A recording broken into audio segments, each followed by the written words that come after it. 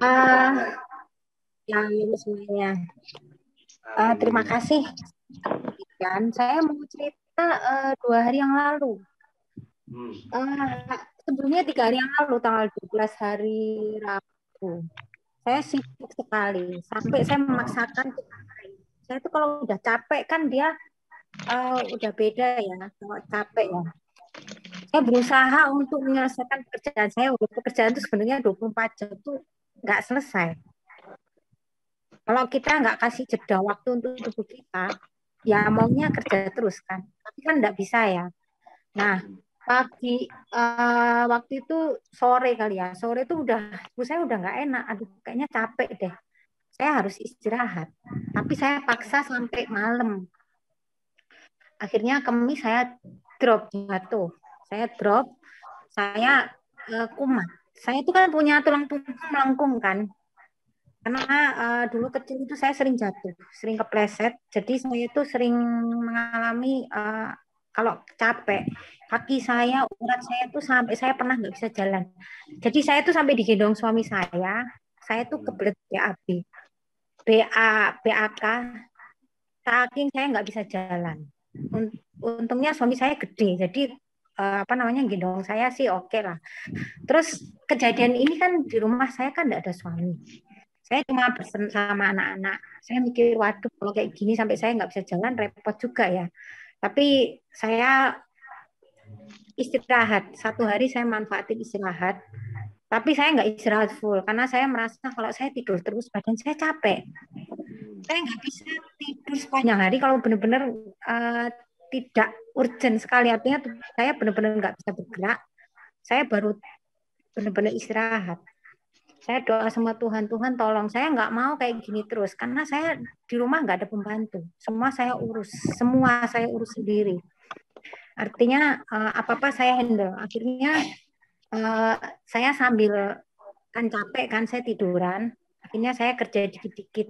Tapi kok saya merasa badan saya kok lebih enak. Terus malam saya istirahat kan, besoknya saya badannya masih sakit sih, urat apa kayak syarafnya kecepit gitu kan. Saya berusaha untuk tetap beraktivitas. Cuma saya nggak paksakan diri kayak yang lalu-lalu. Akhirnya seiring berjalan waktu, saya sambil bilang saya nggak usah paksa diri saya. Pokoknya saya capek, saya istirahat. Saya capek, saya istirahat. Sebisa saya nggak paksa diri. Tuhan sekarang sembuh luar biasa. Saya mikir dulu saya main pijat seminggu bisa sekali. Jadi sejak pandemi kan berkurang ya pijat, terus tukang pijat saya juga meninggal kan langganan saya tuh. Jadi ya udahlah kita percayalah, pertama percaya sama Tuhan, kedua kita ini harus belajar untuk tahu tubuh kita. Kalau kita udah lelah jangan paksa, walaupun mungkin kerjaan segunung, ngurusin ini itu. Tapi kalau sampai sakit yang repot kita sendiri. Anak-anak nggak keurus, rumah nggak keurus, kerjaan semua nggak keurus. Di Tuhan saya merasa lebih sehat. Saya juga beraktivitas seperti biasa, udah nggak ngalamin namanya sakit-sakit lagi. Walaupun mungkin kalau diraba terasa sakit ya. Tapi sudah nggak kayak kemarin deh. Pokoknya seumur umur ini baru sekali ini benar-benar luar biasa banget lah. Tuhan tuh baik banget. Tahu kalau saya sendiri, Tuhan pasti tolong saya. Sekian kesaksian saya. Terima kasih. Semoga jadi Amin. berkat. Luar biasa. Andalin Tuhan dalam kehidupan kita. Saya percayalah Tuhan itu baik. Tuhan nggak mungkin ninggalin kita ketika kita dalam masa kesulitan. Apapun itu. Terima kasih. Amin. Terima kasih Sis Desi. Tapi memang benar, saya mau menambah sedikit dari kesaksian Sis Desi. Saya juga mengalami hal yang sama dalam 2 hari terakhir ini. Memang benar kalau tubuh kita udah ngasih kode buat kita untuk istirahat harus rest. Jadi ceritanya setelah kita kemarin pelayanan hari Rabu, pelayanan ibadat pemulung, di tengah terik matahari jam 10 pagi sampai jam 11, esoknya kami dari jam 10 pagi sampai jam 10 malam membagikan nasi bungkus gratis kepada setiap orang yang ada di jalanan dari Bakti Nuswantara. Baru malamnya terasa capek. Waktu melakukannya kita nggak capek. Karena kita harus jalan ke sana, jalan ke sini, bagikan ke orang-orang, udah kayak SPB gitu ya, Sales Promotion Boy. Itu malamnya tidur, paginya bangun, baru terasa semua badan rontok. Sampai saya 2 hari nggak bisa ngajar. Nggak ngajar jadi izin. Nah, ini juga memang pelajaran bagi kita dari kesaksian Ibu Desi tadi luar biasa memberi warning. Tubuh kita sebenarnya selalu memberi warning apakah kita perlu istirahat atau tidak. Itu sebabnya karena tubuh saya ngajak saya harus istirahat. Jadi saya sampai tidak masuk 2 hari untuk mengajar dan besok juga kita tidak pelayanan. Karena besok pertama karena badan kami sudah remuk semuanya. Kebetulan besok ada ibadah Pak Dharma, jadi kami akan ke ibadah beliau sebagai tim doa. Mungkin nanti ibadah pemulung yang di bantaran, yang di bawah flyover Kampung Melayu dialihkan mungkin setelah pelayanan rumah singgah profile. Ya, doakan supaya kami fisiknya prima karena memang jujur setelah 1 minggu terakhir ini badan kami rontok karena banyak sekali kegiatan yang harus kami lakukan. Oke, ada lagi teman-teman? Baik, jika tidak ada, kita siapkan hati kita untuk benaran firman Tuhan yang akan disampaikan oleh Bapak Arden Marbun. Nanti setelah firman Tuhan kita masuk dalam perjamuan kudus. Amin. Bawa hidupku sekarang tempat kudus-Mu Tuhan, di mesbah-Mu ku serahkan seluruh hidupku.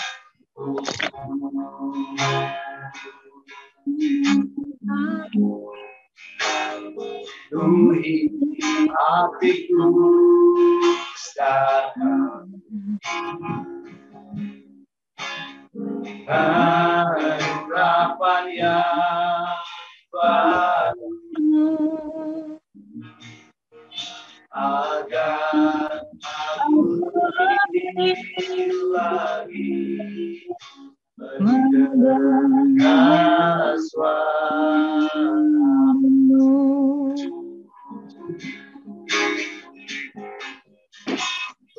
Jadikan aku Tuhan rumah doaku, agar semua suku bangsa datang menyembah-Mu.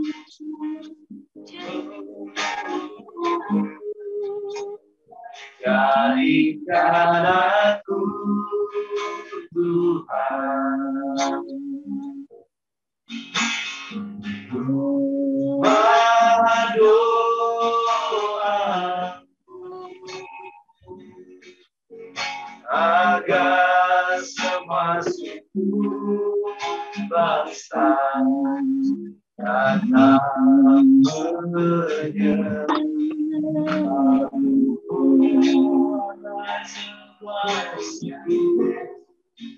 agar semua suku bangsa datang menyembah-Mu, agar semua suku bangsa, agar semua suku bangsa datang menyembah-Mu.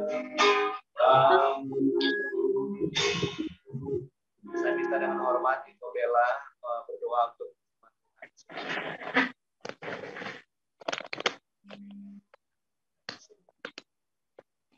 kami mengucap syukur Tuhan buat sore hari ini, buat kasih setia Tuhan, buat kemurahan hati Tuhan yang memberikan kami kesehatan sampai dengan sore hari ini sehingga kami bisa bertemu dalam Zoom ini Tuhan. untuk beribadah, untuk memuji, menyembah Tuhan. Dan saat ini Tuhan, kami akan mendengarkan firman-Mu. Mari Tuhan, Engkau berkati hati kami ya Tuhan. Engkau menjamah hati kami. Biarlah hati kami menjadi tanah yang subur untuk benih firman Tuhan boleh bertumbuh, berbuah di dalam kehidupan kami. Terima kasih Tuhan buat sore hari ini. Bahkan kami berdoa untuk hamba-Mu yang akan menyampaikan firman-Mu Tuhan. Mari Engkau Allah yang mengurapinya. Engkau yang membukakan Tuhan pewahyuan-pewahyuan yang baru, pengertian-pengertian yang baru Tuhan, agar kami lebih mengenal maksud dan rencana-Mu melalui firman-Mu. Bapak terima kasih, berkati setiap kami Bapak, dan siapkan hati kami Tuhan. Biarlah hati kami hanya tertuju kepadamu sore hari ini. Kami sambut Tuhan firman-Mu, di dalam nama Yesus kami berdoa, haleluya, amin. Amin. Terima kasih Ibu Bella. Silakan Lai Arjon.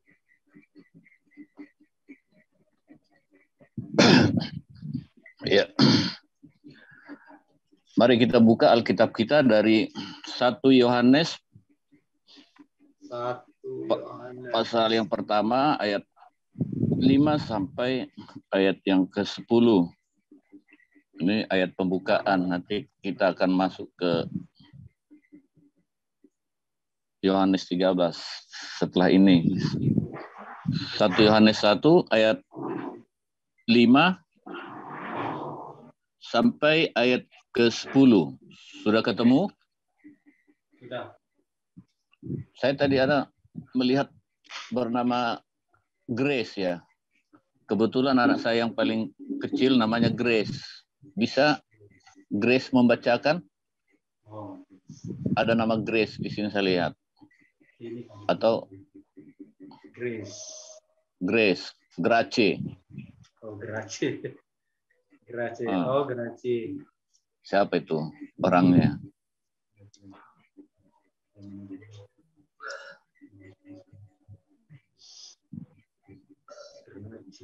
Halo Grace. Ya. Ada respon lah ya? Nggak respon ya? Iya. Waduh. Mama? Ada nama Mama ini.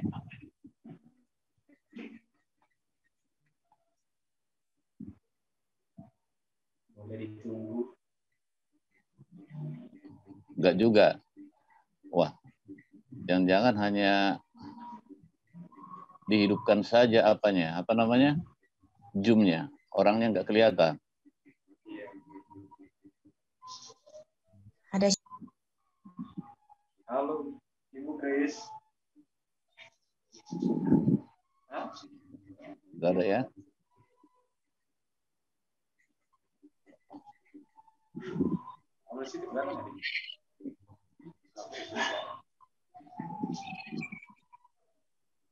Kalau ini siapa ya nih? Priska Mariati.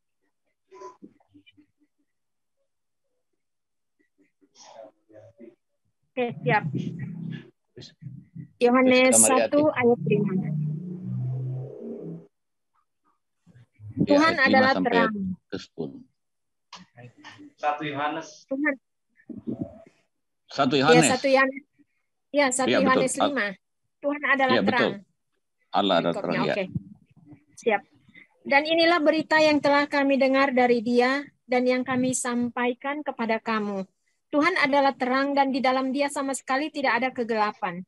Jika kita katakan bahwa kita beroleh persekutuan dengan Dia, namun kita hidup di dalam kegelapan, kita berdusta dan kita tidak melakukan kebenaran.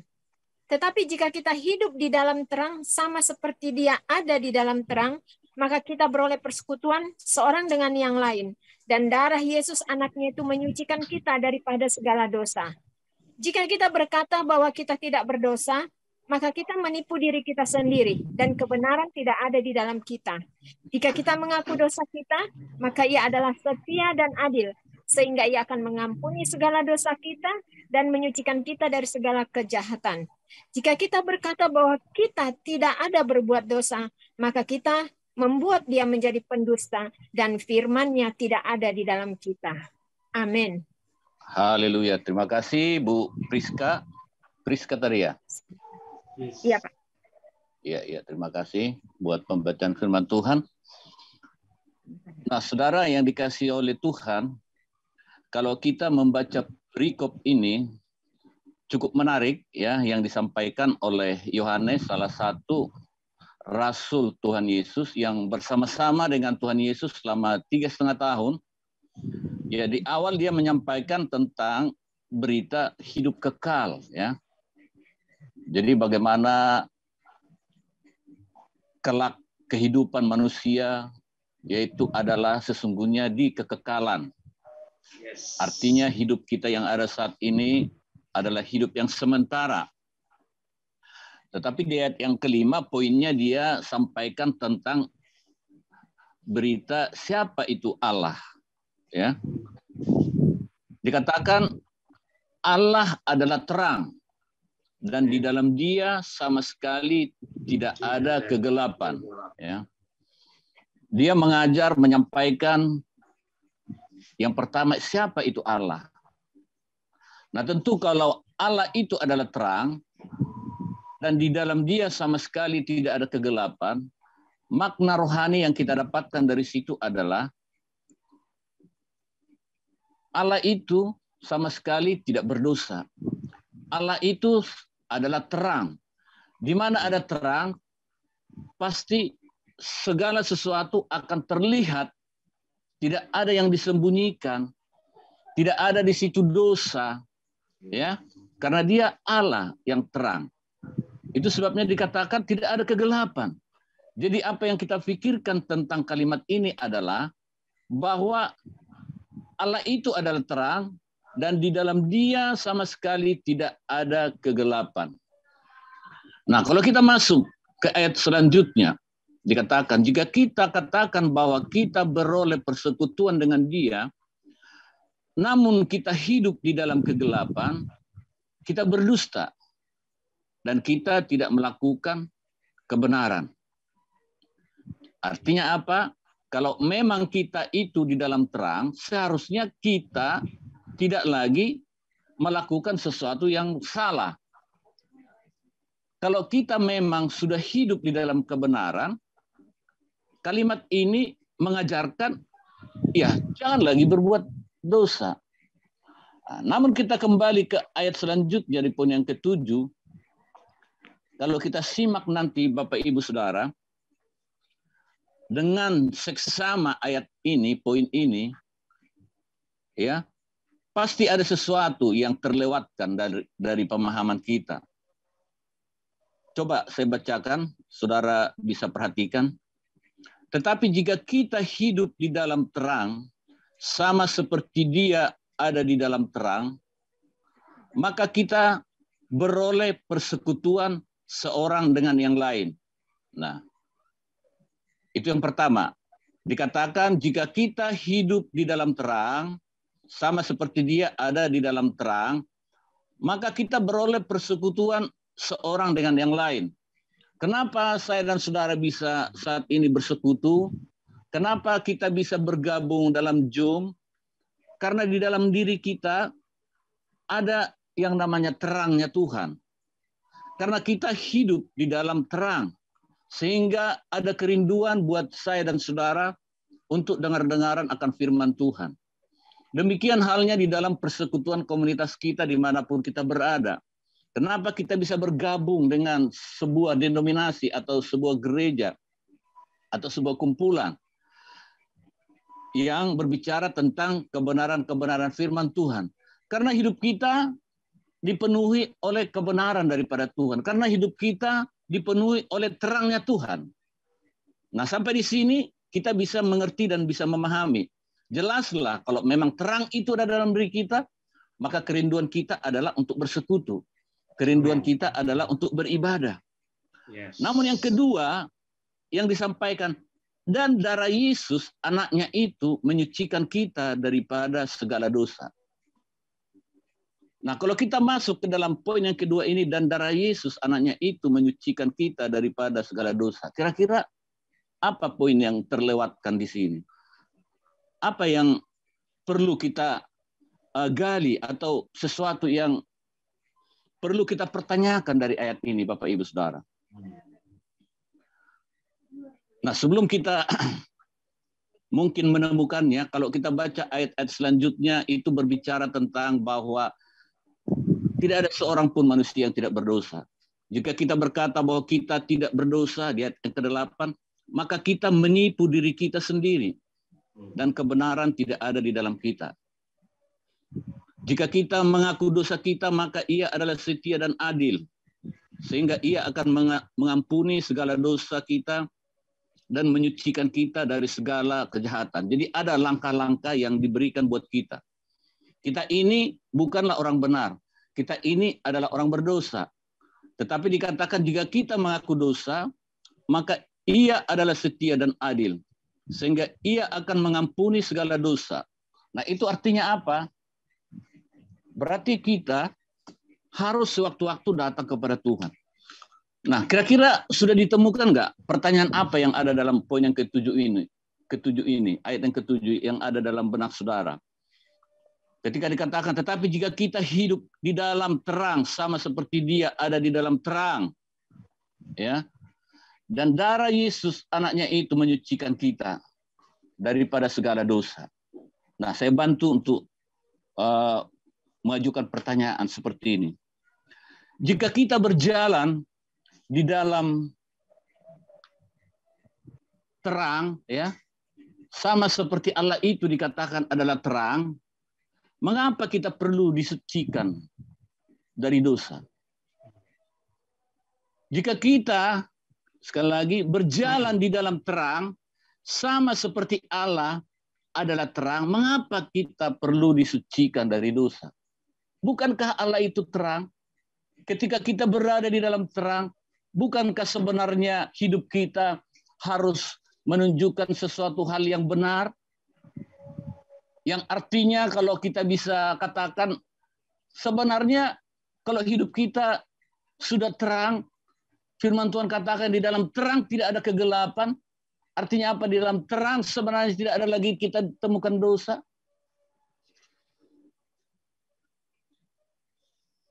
Apa jawabnya, saudara? Dosa-dosa macam apa yang kita perbuat jika kita berjalan di dalam terangnya Tuhan? Kita ini sudah berjalan dalam terangnya Tuhan. Kita ini sudah bertobat. Kita ini sudah dibaptis. Kita ini sudah disucikan. Tetapi dikatakan lagi di sana, kita perlu darah Yesus untuk menyucikan. Nah, Bapak Ibu Saudara yang dikasihi oleh Tuhan, ini membuktikan Bapak Ibu, selama kita hidup di dalam dunia, selama saya dan saudara masih menginjakkan kaki di atas tanah, di mana tanah itu sudah dikutuk oleh Tuhan, ya, selama roh kita, jiwa kita masih melekat di dalam daging ini, dikatakan daging ini adalah fana, maka itu berarti, saudaraku, kita ini tidak bisa dijamin bahwa kita ini tidak terlepas atau tidak melakukan sesuatu dosa. Paham, saudara? Walaupun saudara sudah bertobat, ya, walaupun saudara sudah disucikan, walaupun kita sudah menerima terangnya Tuhan, selagi masih nafas dan jiwa kita ini melekat dalam daging, ya, yang dikatakan daging kita ini adalah fana, maka tidak mungkin kita ini bisa 100% tidak melakukan sesuatu yang tidak benar di hadapan Tuhan. Nah, itu sebabnya ayat tersebut, walaupun kita berjalan di dalam terangnya Tuhan, di ayat yang ke-7, tetap dikatakan, dan darah Yesus anaknya itu menyucikan kita daripada segala dosa. Walaupun saya dan saudara hidup dalam terangnya Tuhan, tetap darah Yesus itu menyucikan kita di dalam dosa. Karena apa? Karena selama kita masih ada, selama kita menginjakkan kaki di tanah yang sudah dikutuk oleh Tuhan, peluang untuk kita jatuh, peluang untuk kita berdosa itu tetap ada. Jadi nggak perlu kita menyombongkan diri untuk berkata bahwa saya ini orang benar, saya ini orang yang tidak berdosa. Ini jelas firman Tuhan dikatakan pembohong. Jika kita berkata bahwa kita tidak ada berbuat dosa, maka kita membuat dia menjadi pendusta. Dan firman-Nya tidak ada di dalam kita. Nah tentu Bapak Ibu Saudara, dosa-dosa seperti apa yang kita lakukan, itu pasti beda ketika kita belum menerima Yesus sebagai Tuhan dan Juru Selamat. Sebelum kita disucikan. Tetapi poin yang saya ingin sampaikan di sini adalah bahwa walaupun saya dan saudara sungguh-sungguh di dalam Tuhan, melayani pekerjaan Tuhan, sudah bertobat, sudah lahir baru, tetapi tetap kita harus mendapatkan namanya penyucian daripada Tuhan.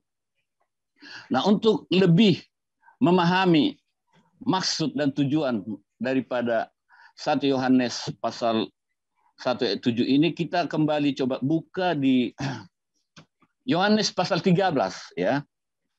Nah, ketika kita nanti belajar tentang ini, maka kita akan paham. Oh, ternyata memang kita harus terus datang kepada Tuhan untuk kita disucikan oleh darahnya. Walaupun kita sebagai orang percaya, walaupun kita sudah ada di dalam Tuhan. Bahwa penyucian itu bagi kaki yang kotor, itu harus tetap dilakukan dalam hidup kita. Yohanes 13, nanti kita mulai dari ayat 4 ya.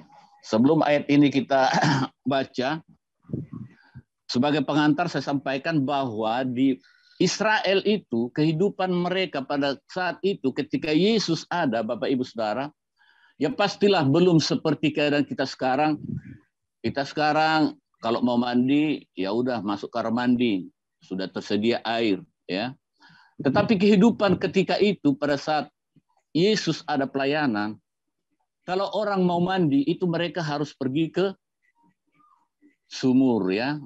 Agak ada jaraknya dari rumah atau pergi ke sungai. Nah, di sungai itu mereka mandi, membersihkan diri ya, mulai dari ujung rambut sampai ujung kaki. Setelah mereka selesai mandi, mereka pulang ke rumah ya. Nah, di perjalanan menuju ke rumah, itu mereka melewati jalan yang penuh dengan debu. Sehingga kaki mereka itu kotor. Ya, padahal tadinya mereka sudah mandi bersih. Nah, makanya pada saat itu dikatakan adat istiadat dan kehidupan orang di sana, itu di depan rumah itu ada dibuat suatu wadah berisi air, dan ada lap, dan ada seseorang di situ yang menjaga. Ketika seseorang yang sudah mandi atau tuan rumah yang sudah mandi kembali ke rumah, maka dilap, maka dibasahi dulu kakinya, dilap, baru masuk dia ke rumah. Nah, Tuhan Yesus di dalam pengajaran-pengajarannya terhadap murid-muridnya itu mempraktekkan sesuatu kehidupan nyata dalam kehidupan Yahudi ketika itu. Maka kalau kita baca ayat ini, ya, konteksnya di mana Yesus membasuh kaki para murid. Dikatakan lalu bangunlah Yesus dan menanggalkan jubahnya. Ia mengambil sehelai kain lenan dan mengikatkannya pada pinggangnya. Ayat yang kelima.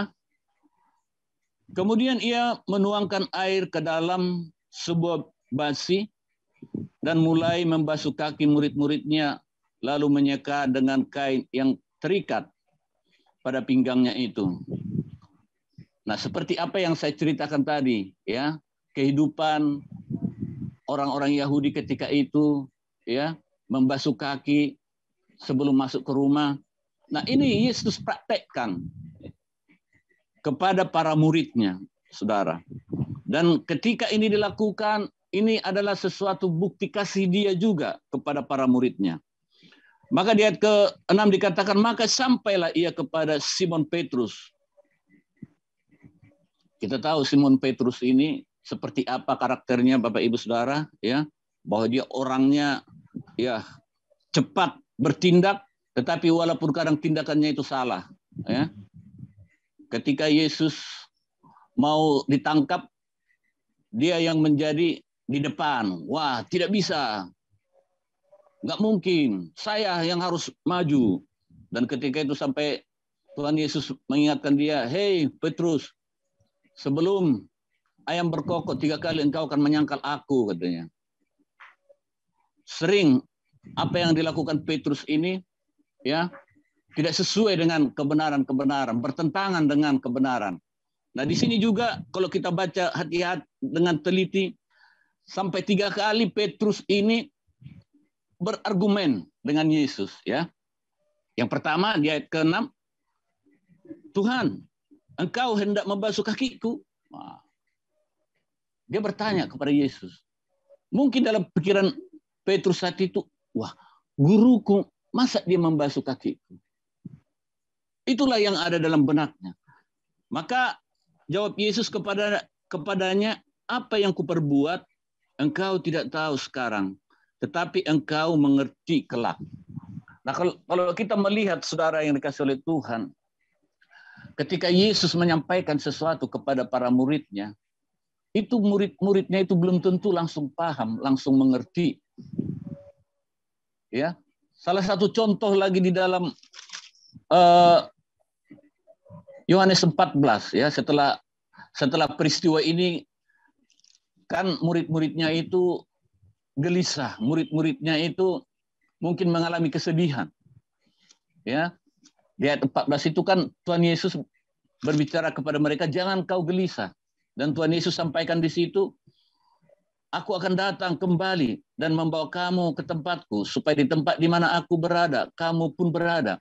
Kata-kata Tuhan Yesus, nubuatan Tuhan Yesus ini, mereka nggak paham, mereka nggak mengerti. Nah, jadi sering kalau kita baca konteks dalam Alkitab ini, ketika Yesus mengajar, sering mereka belum mengetahui, belum mengerti apa maksud daripada Tuhan. Demikian juga ketika dibilang Tuhan Yesus, "Kamu lihat itu bangunan itu, nanti dalam 3 hari akan hancur." Nah, mereka tidak paham. Tetapi ketika mereka sudah mendapatkan jamahan dari Roh Kudus, di waktu-waktu berikutnya baru mereka, "Oh, ini rupanya maksud daripada guruku." Nah, demikian halnya di sini ketika Yesus sedang membasuh kaki para muridnya, mereka tidak mengerti apa tujuannya. Dan orang yang vokal saat itu adalah Petrus, sehingga dia berkata, "Tuhan, engkau mau membasuh kakiku?" Yesus jelaskan, "Hari ini kau tidak mengerti, hari ini kau tidak paham, tapi nanti kelak kau akan paham." Nah, di ayat berikutnya terjadi lagi percakapan yang kedua. Kata Petrus kepadanya, "Engkau tidak akan membasuh kakiku sampai selama-lamanya." Dia tolak. Jangan. Nah, karakter keras Petrus ini. Ya, jangan. Engkau tidak akan membasuh kakiku. Dia belum paham, dia tidak mengerti. Maka jawab Yesus, "Jika aku tidak membasuh engkau, engkau tidak mendapat bagian dalam aku." Apa maknanya ini? Jika engkau tidak membasuh, jika aku tidak membasuh engkau, maka engkau tidak mendapatkan bagian dalam aku.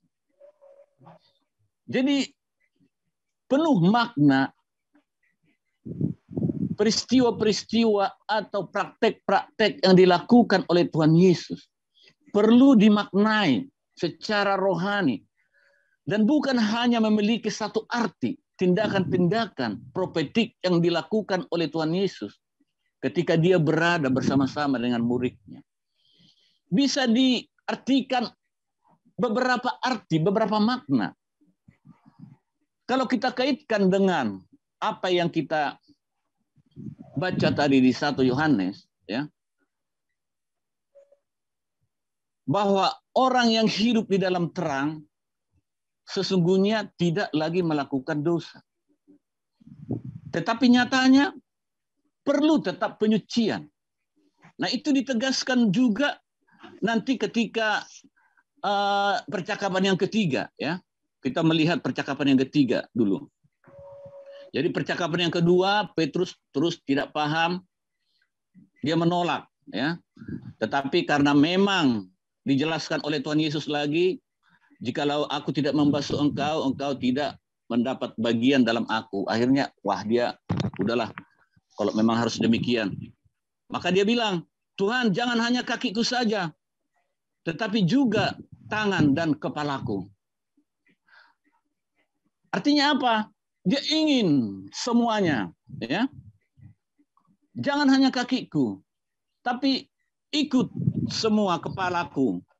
Nah, kembali Yesus memberikan penjelasan lagi kepada dia.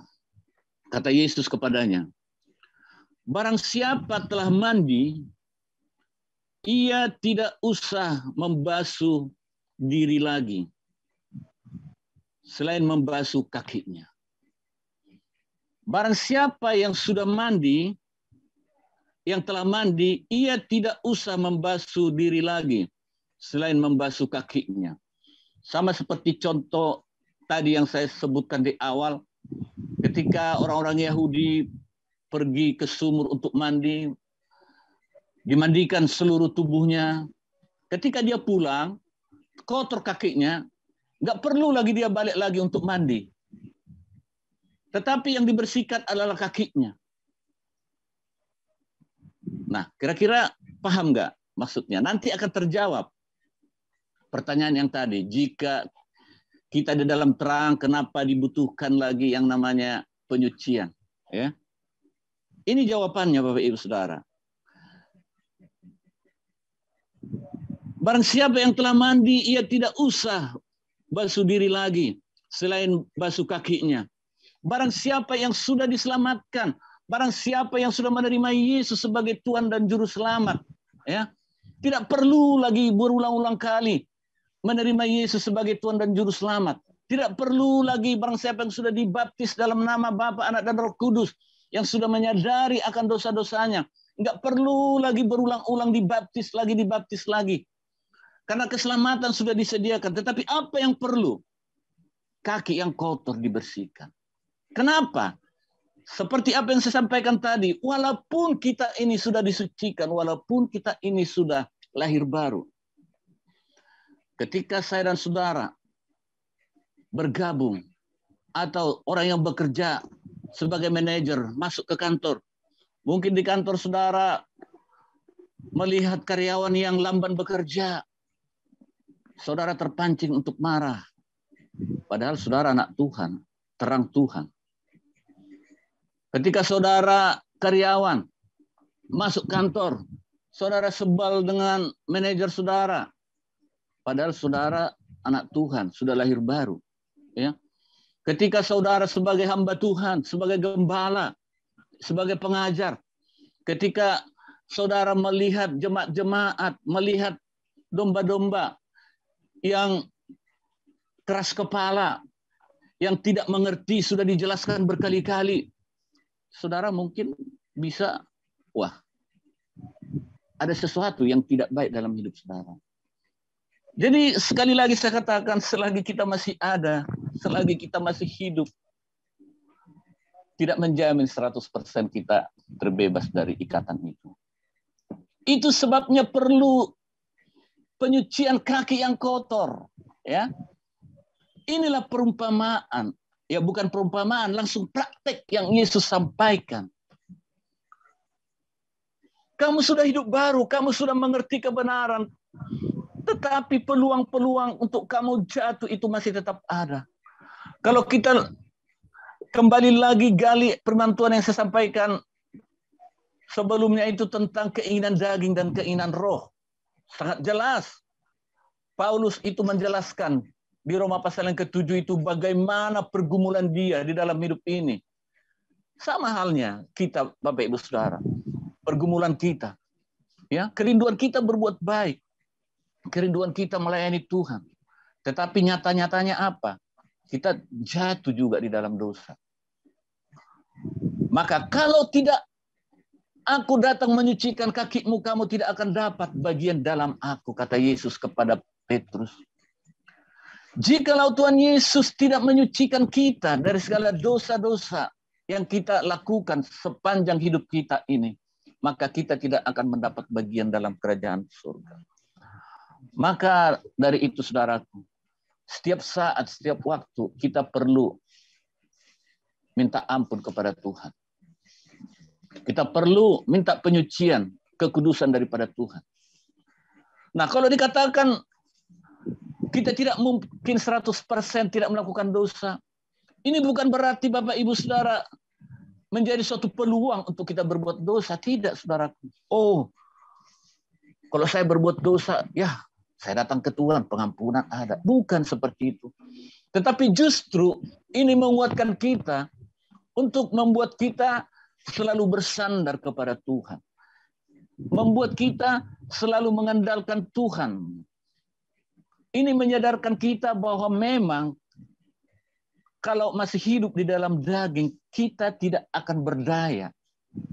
Kita tidak akan mampu melawan yang namanya godaan dosa. Perlu penyucian. Perlu kaki kita dibasuh kembali oleh Tuhan Yesus.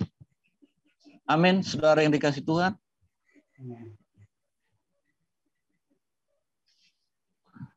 Nah, itulah penjelasan daripada 1 Yohanes 1 ayat 7 tadi.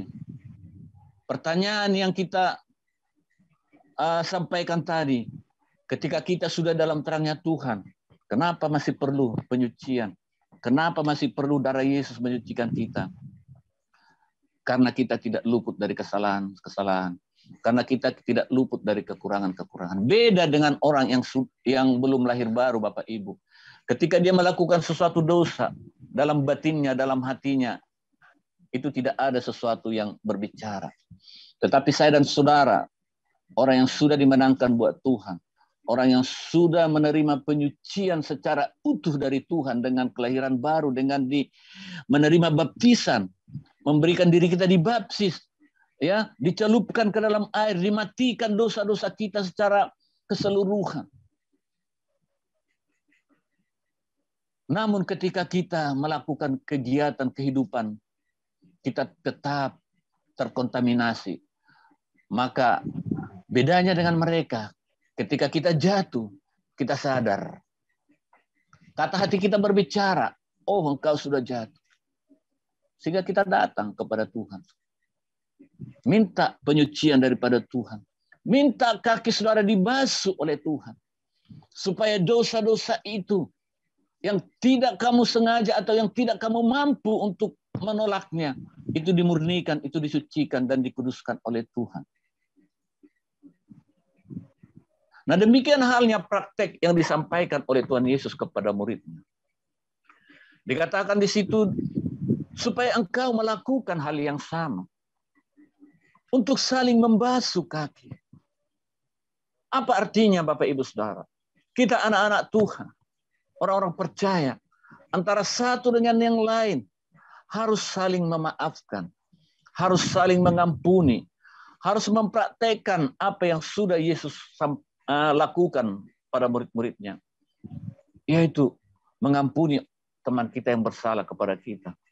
Ketika kawan kita menyebalkan kita, ketika kawan kita menyakiti kita, maka kita harus mengampuni mereka.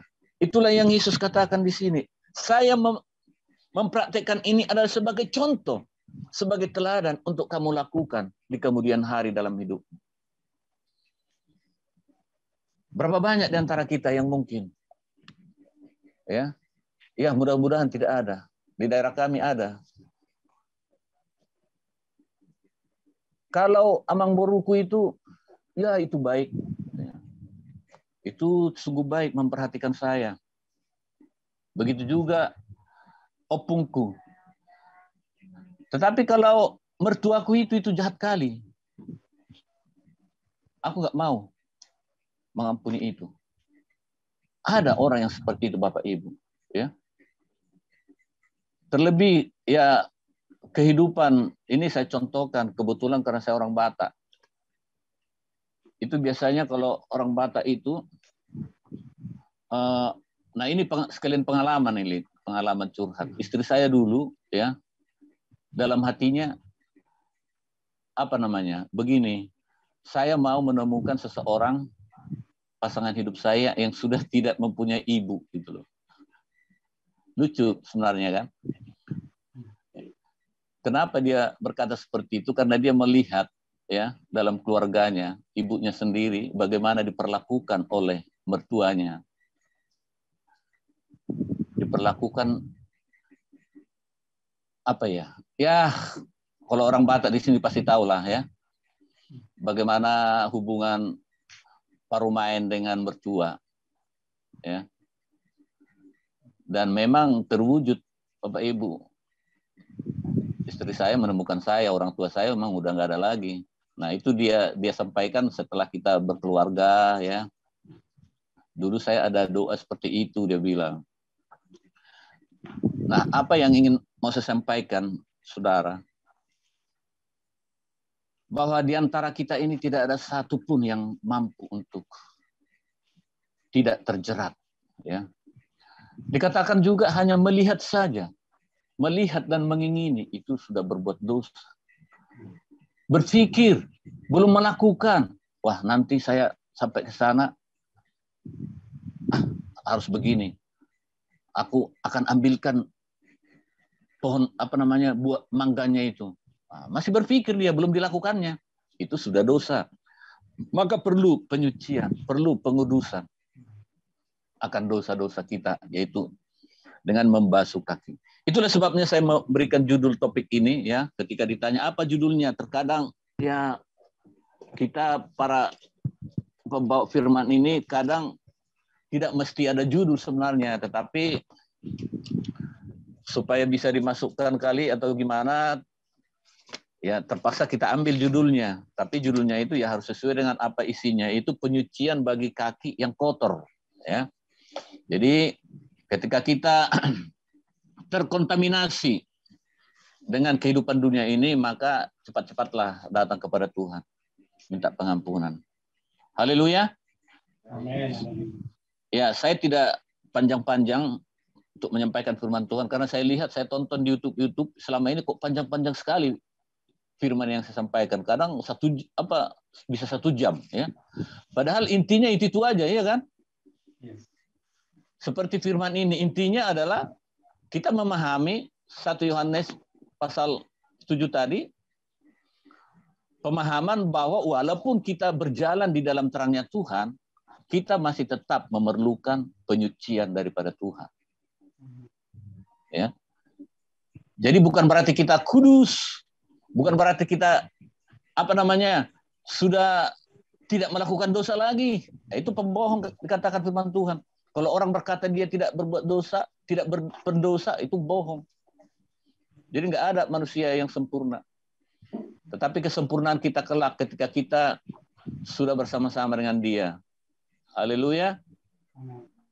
Selagi masih menginjakkan kaki, lain hal kalau saudara sudah melayang-layang di atas di atas tanah ini. Tanah ini kan udah dikutuk. Iya nggak? Tanah ini tempat kita dikutuk. Kita berada di daerah-daerah terkutuk ini. Maka perlu ya penyucian dan pengudusan buat kita masing-masing. Nah, itulah yang bisa saya bagikan buat kita, walaupun singkat, kiranya boleh menjadi berkat buat kita ya, sehingga masing-masing kita semakin disadarkan bahwa kita ini perlu Tuhan ya. Masing-masing kita disadarkan, dengan demikian kerendahan hati itu selalu muncul dalam hidup kita. Tidak menganggap kita hebat, tidak menganggap kita luar biasa. Makanya terkadang saya melihat situasi-situasi yang ada, orang-orang yang tenar, yang terkenal, ya, mungkin awalnya pelayanan mereka itu murni. Ketika merintis suatu jemaat, masih 1, 2, 3 orang, pelayanannya murni di dalam Tuhan. Dia doa siang dan malam, ya. Tetapi ketika pelayanannya mulai besar, ketika jemaatnya mulai bertumbuh, ya, denominasinya di seluruh Indonesia sudah ada cabang-cabangnya di sana, di sini, dan di situ. Apa yang terjadi? Dia terikat oleh yang namanya glamour dunia ini. Dia terikat yang namanya oleh mamon, oleh uang. Nah, sehingga tidak murni lagi. Pelayanan tidak murni lagi. Memang apa yang dilakukan, mujizat-mujizat yang dilakukan, terkadang kita bisa melihat, ya, seolah-olah itu dari Tuhan. Tetapi bisa jadi sudah melenceng, bukan lagi mujizat-mujizat yang diadakannya itu sungguh-sungguh berasal dari Tuhan. Nah, orang-orang yang manusia rohnya pasti tahu, pasti bisa memahami hal itu. Artinya apa? Kita bisa terlilit, kita bisa masuk dalam jebakan si iblis kalau kita tidak kuat dalam kehidupan kita ini. Itu sebabnya keadaan akhir-akhir ini gereja dirontokkan. Iya kan? Gereja-gereja besar dia, ya, Tuhan sedang bekerja sesungguhnya bagi gerejanya. Dan sekarang Tuhan melirik hamba-hambanya yang tidak diperhitungkan, yang ada di pedesaan, yang ada di pelosok-pelosok. Mereka murni dalam pelayanan untuk kebesaran Tuhan. Amin, saudaraku. Tugas kita, orang-orang yang sudah diselamatkan, ya, untuk membawa domba-domba yang ada di dalam denominasi saat ini. Saya ini ingin sampaikan buat saudara, karena hari-hari ini sudah banyak domba-dombanya yang tersihir di bawah naungan-naungan gereja-gereja besar yang tidak lagi murni di dalam kebenaran-kebenaran firman Tuhan. Yang tujuannya, yang ada dalam pelayanannya sudah diikat oleh mamon. Kita berdoa untuk itu. Saya sering bawa dalam doa, saudaraku. Di mana dulu ketika saya berada di dalam dominasi itu yang besar itu, setelah saya banyak memahami akan kebenaran-kebenaran firman Tuhan, gereja yang benar itu seperti apa, ya, bukan gedungnya, tetapi hati kita, diri kita. Jika ada 2-3 orang berkumpul, di situ aku ada, kata Tuhan, ya. Dan akhirnya saya melihat teman-teman saya dalam pelayanan, saya bawa dalam doa. Karena apa? Pemikiran saya dengan pemikiran mereka sudah mulai berbeda. Demikian juga saya rindu kita yang ada di sini. Apa yang bisa kita perbuat? Ya, mungkin kalau secara langsung kita bilang ke mereka, pemimpinmu itu udah nggak benar. Mereka pasti tidak bisa terima. Karena apa? Ya sudah tersihir. Iya kan? Salah pun selalu dibela, itu udah pasti. Tugas kita berdoa, ya, agar kan sebenarnya kan Tuhan sudah sediakan bangku dalam undangan pernikahan anak domba, ya kan? Bagaimana supaya bangku-bangku yang kosong ini terisi? Jadi banyak yang kosong sekarang, ya kan? Kalau itu belum terisi, Tuhan belum datang. Jadi kita yang mengisi. Amin. Amin. Jadi kedatangan Tuhan itu sebenarnya tergantung kita. Dia belum datang-datang, dia seperti yang dibilangkan, dia mengasihi. Terlalu banyak yang binasa umatku ini. Maka saya percaya ketika kursi-kursi itu terisi, maka dia akan segera datang. Haleluya. Haleluya. Itulah doa kita. Itulah pergumulan kita. Datanglah Tuhan. Segera. Udah nggak benar lagi dunia ini. Ya. Haleluya. Puji nama Tuhan, demikian firman Tuhan yang saya sampaikan pada sore hari ini. Pak? Ya, silakan. Ada pertanyaan. Saya mau bertanya mengenai baptisan nih, Pak. Kira-kira mana terlebih dahulu, bertobat dulu baru dibaptis, atau dibaptis dulu baru bertobat? Terima kasih. Ya, kalau kita melihat dari Kisah Para Rasul, ya, coba kita lihat ya. Kisah Para Rasul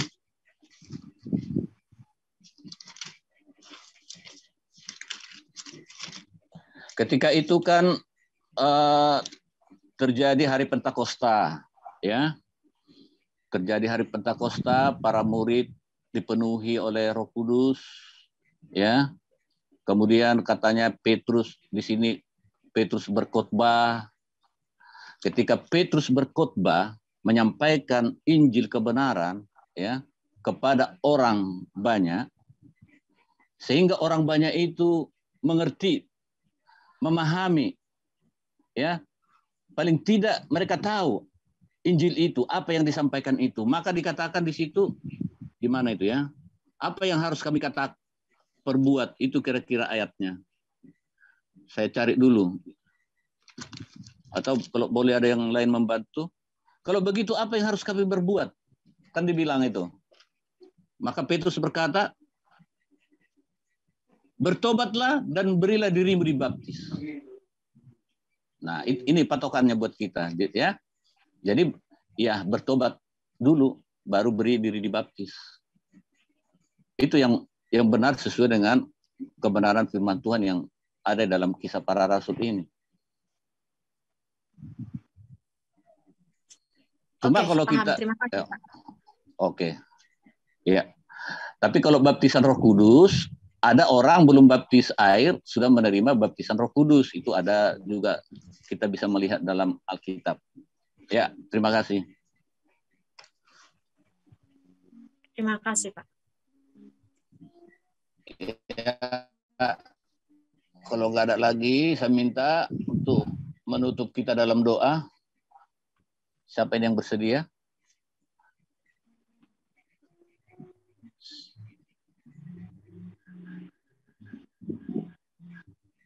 Ini Kiao, siapa Kiao? Kiao, ya, kayaknya baru deh. Baru ya? Sepertinya saya baru lihat tuh. Xiao, mungkin Ibu atau Bapak Xiao yang pimpin doa ya, silakan. Xiao, siapa tahu.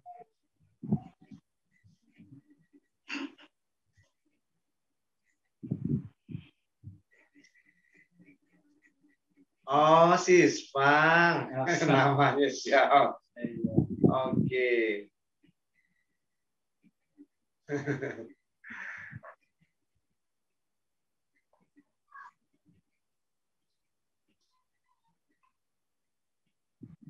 Ya, silakan bawa. Ayo, silakan Sispang. Doa buat firman Tuhan yang tadi sudah disampaikan. Lalu kita akan masuk dalam perjamuan kudus.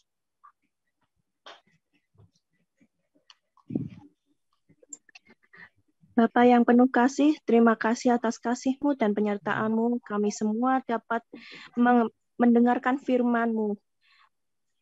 Lihat, telitilah kami untuk supaya bisa mengerti firman-Mu dan kehendak-Mu, supaya menjadi berkat bagi orang-orang yang Engkau sayangi. Terima kasih Tuhan atas penyertaan-Mu sehingga kami masih dapat hidup seturut dengan kehendak-Mu.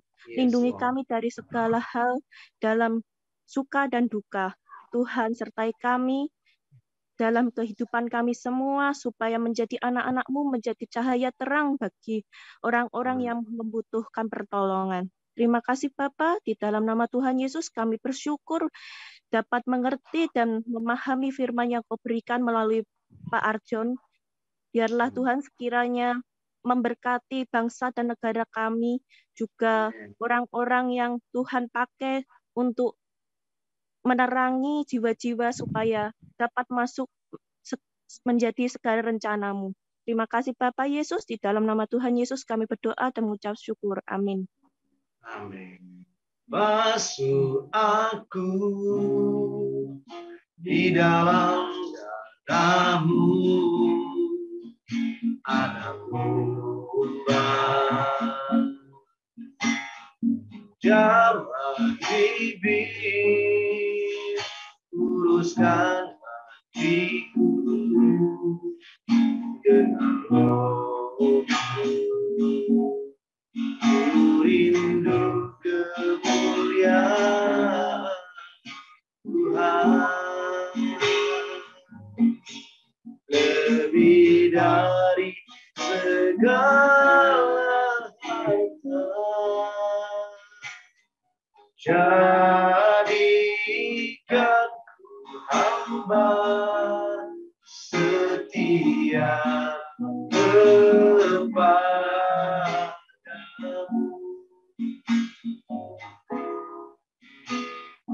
Basuh aku di dalam darah-Mu, anak domba. Jamah bibir, luruskan hatiku dengan ku rindu kemuliaan Tuhan, lebih dari segala harta. Jadikan hamba setia kepadamu.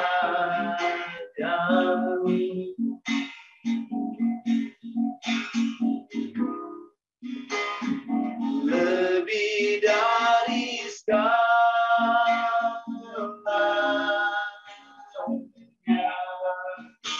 ku ingin Kau Tuhan,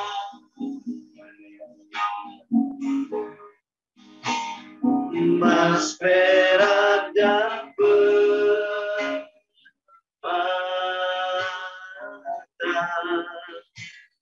tiada artinya.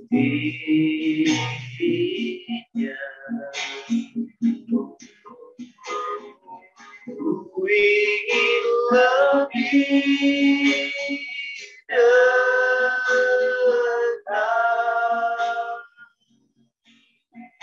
bersekutu denganmu. Jadikan ku hamba setia kepadamu.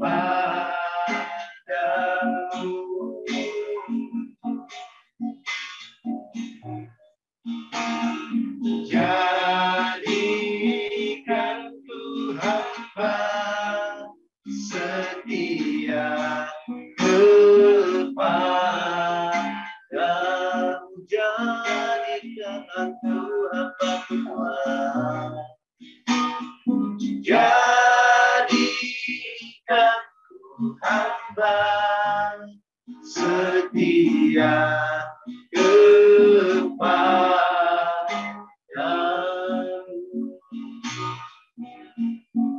Kami siapkan hati kami di hadapan Bapa kami terkasih di dalam nama Tuhan Yesus untuk sakramen perjamuan kudus sore hari ini Tuhan.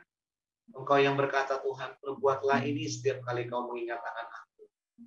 Sore hari ini Tuhan, kami ingat akan kebaikan-Mu di Kalvari lebih dari 2000 tahun yang lalu Tuhan. Hanya karena kasih kami bisa diselamatkan dari setiap upah dosa kami, yaitu maut.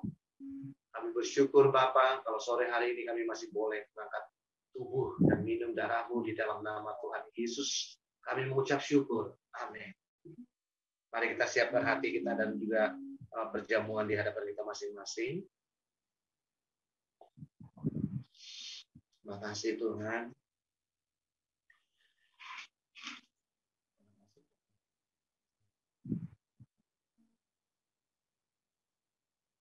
Mari kita taruh tubuh Kristus tinggi-tinggi di atas kepala kita. Sebab apa yang telah kuteruskan kepadamu, telah aku terima dari Tuhan, yaitu bahwa Tuhan Yesus pada malam waktu Ia diserahkan, mengambil roti, dan sesudah itu Ia mengucap syukur atasnya. Ia memecah-mecahkannya dan berkata, inilah tubuhku yang diserahkan bagi kamu, perbuatlah ini menjadi peringatan akan aku. Mari kita makan dengan ucapan syukur di dalam nama Tuhan Yesus Kristus.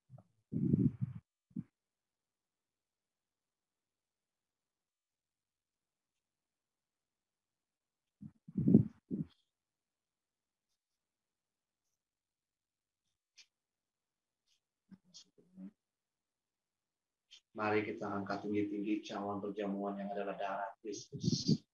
Demikian juga Ia mengambil cawan sesudah makan lalu berkata, cawan ini adalah perjanjian baru yang dimateraikan oleh darahku. Perbuatlah ini setiap kali kamu meminumnya, menjadi peringatan akan aku.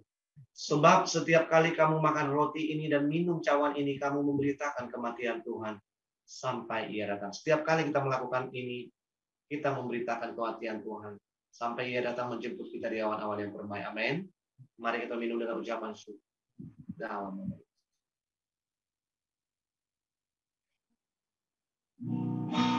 darah-Mu Yesus, sucikan aku. Darah-Mu Yesus, bebaskan. Darah-Mu Yesus, ubahkan aku. Ku dijadikan baru. Darah-Mu Yesus, sucikan aku. Darah-Mu Yesus, bebaskan ku. Darah-Mu Yesus, ubahkan aku. Ku dijadikan baru. Ku dijadikan baru. Ku dijadikan baru.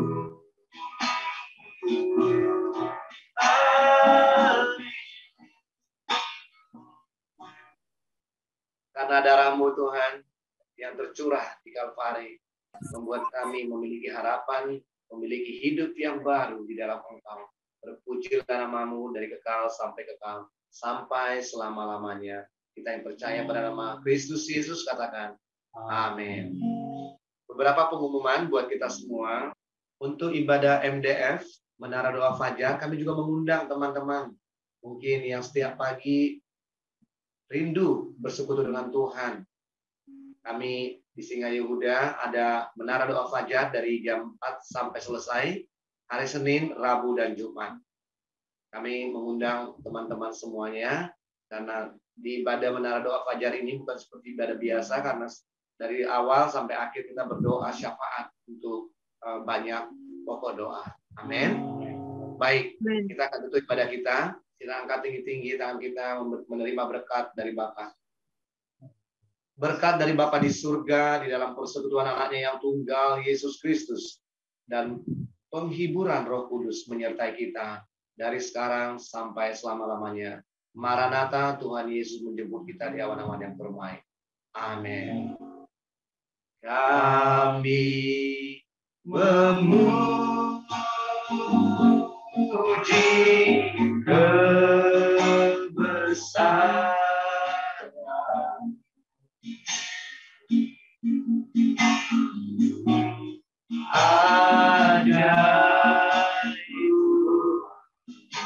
ajaib Kau ya Tuhan, ajaib Tuhan. Kami memuji nama-Mu dan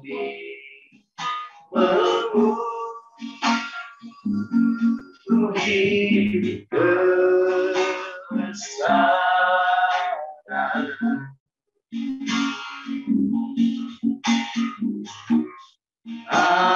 Ajaib Tuhan,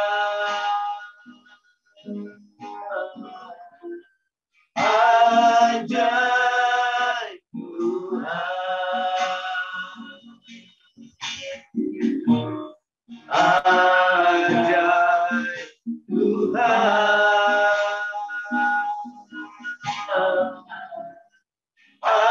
ajaib Tuhan, ajaib Tuhan.